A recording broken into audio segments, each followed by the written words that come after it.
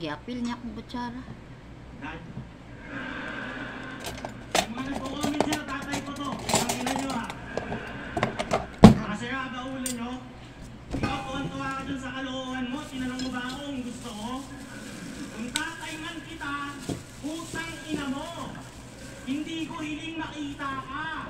Ang daming pwedeng ipamana pa. Bakit maikling dila pa?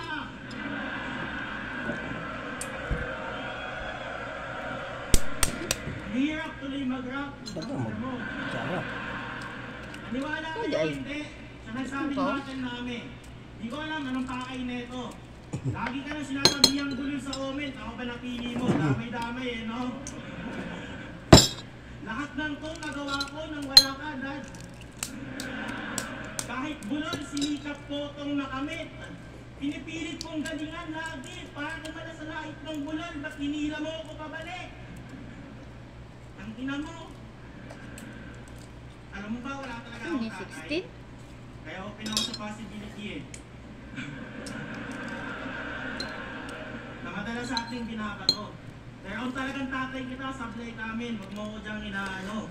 Ang tagal mong nawala, pagbalik, imbis banding, ang gusto mo bakit? Ang ina mo? Ang gusto mo bakit? Ang ina mo? Kung totoong tatay kita, kahit ako yung anak, ako magtatakwil sa'yo.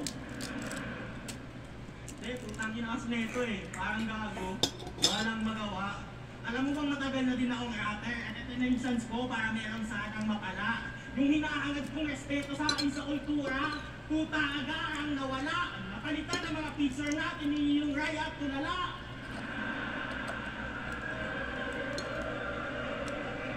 Anong baon mo ngayon? Sa akin ka lang natuto? Tamod lang kita? Ano naman?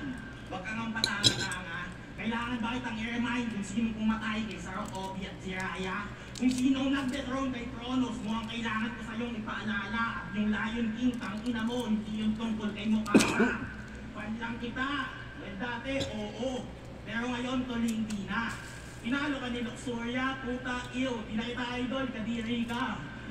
Hinama ka lang relax, hinaka ka sa tangkad, danghina agad, ofensiba. At di ka pumayag, kung ako yun, puta, suntokin ko titi niya. Oo, fan. Yes naman.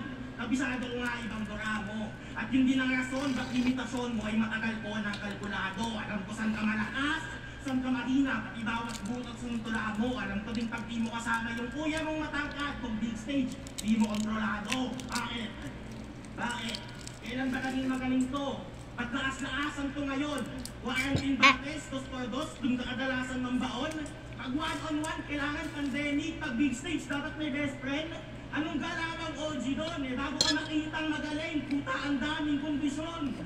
Nung nalaglag sa isa buhay, kailangan daw kasi 7 judges. Tama na. Sawang-sawa na ako sa mga rason. Kung kaya mo, matagal ka na sanang nagkampiyon. Kung di lang nakachamba sa akin si Send, look, Dad, stop. Nakakahiya ka na magmaktol.